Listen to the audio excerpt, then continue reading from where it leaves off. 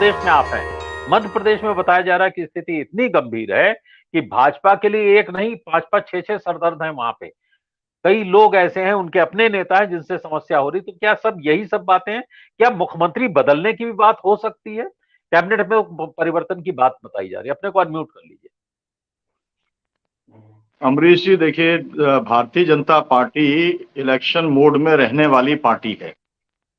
24 घंटे 365 दिन वो चुनाव की तैयारी में रहते हैं। इसलिए ये बैठक जो है कोई बहुत स्पेशल बैठक है, इस तरीके की बात नहीं है। लेकिन जो भी सिग्नल आ रहे हैं, जो पांचों राज्यों में चुनाव होने हैं, वहां से जो सिग्नल आ रहे हैं, या ये कहा जाए कि जो किस्म का एक नैरेटिव बन गया है, ये बहुत आश्चर्य की बात है। अगर आप किसी से भी पूछेंगे, अगर आप मध्य प्रदेश में जाएंगे या राजस्थान में जाएंगे या छत्तीसगढ़ में जाएंगे और इन तीनों राज्यों में आप पूछेंगे, तो लोग कहेंगे कि नहीं नहीं, वहां पर तो कांग्रेस की सरकार बनने जा रही है।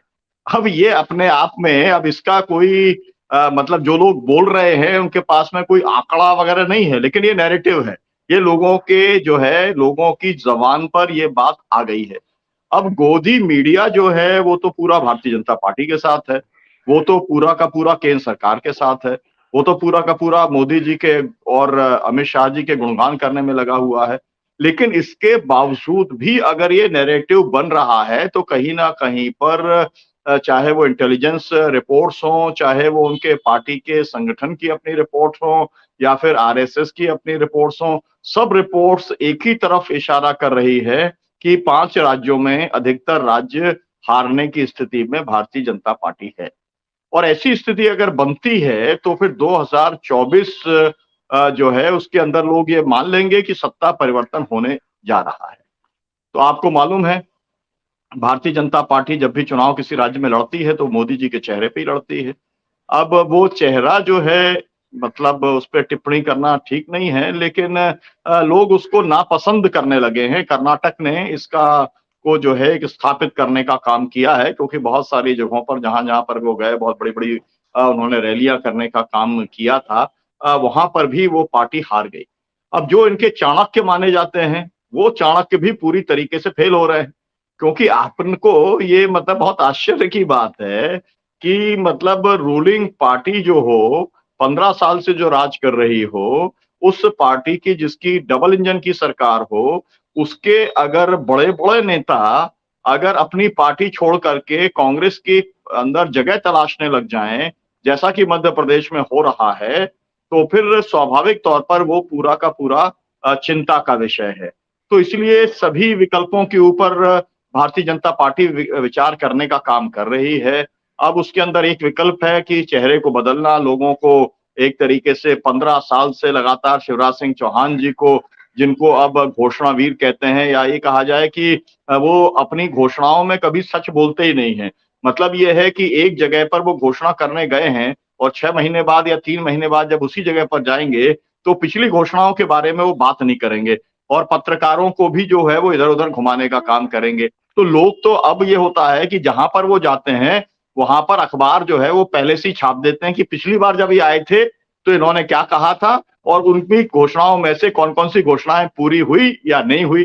तो माहौल ही जो है वो ऐसा बना देता है। जबकि आपको मालूम है, भारतीय जनता पार्टी एक तरफा मीडिया उसके साथ में चलता है, बड़े बड़े अखबार उसके साथ में एक साथ चलते हैं, लेकिन नीचे से एक बदलाव की हवा एक दिखलाई पड़ रही है। और फिर यहाँ पर एक ये भी एक सवाल है कि ये जो जो अभी तक इन्होंने चलाया वो पूरा हिंदूवाद के एक तरीके से कट्टरपंथी पार्टी के तौर पर चलाया। अब जो है, जो एक सिचुएशन बन गई है मध्य प्रदेश के अंदर या छत्तीसगढ़ के अंदर, वो तो अब एक कांग्रेस पार्टी भी जो है वो ये दावा करती है, प्रमोद कृष्णन कहते हैं कि भाई ये तो कांग्रेस पार्टी जो है वो तो हिंदुओं की सबसे बड़ी पार्टी है और सबसे बड़े जो हिंदुओं के नेता थे वो महात्मा गांधी थे। अब वो ऑफिशियली बोल रहे हैं, ऑफिशियली मतलब उन्हें कांग्रेस मानती है नहीं मानती है तो कांग्रेस पार्टी बताएगी, लेकिन वो बोल रहे हैं।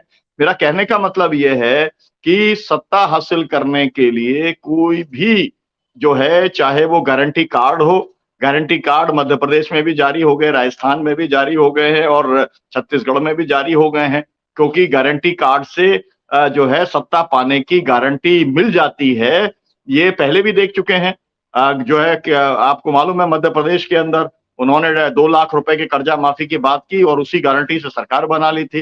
2,500 रुपए क्विंटल के ऊपर धान खरीदी की बात की, गारंटी की, और उसके ऊपर सरकार बना ली थी। तो ये बात, गारंटी वाली बात लोगों को समझ में आ गई है। तो अब ये स्थिति पूरी है तो स्वाभाविक तौर पर चिंता होना इसमें जरूर है। और फिर कर्नाटक ने असल में एक जो संसाधनों का भी एक जो घमंड होता है ना, उसको भी तोड़ने का काम किया है। मतलब आप कल्पना नहीं कर सकते कि कितना पैसा खर्च हुआ था।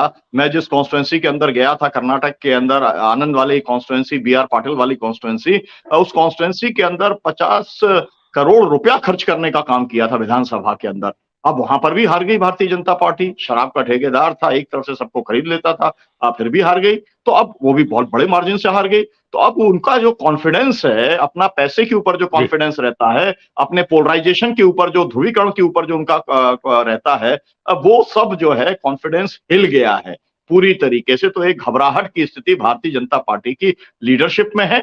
इसलिए अब मंथन तो होना ही चाहिए और हो ही रहा जी, है, क्योंकि पार्टी बिल्कुल। सत्ता के लिए बनी है।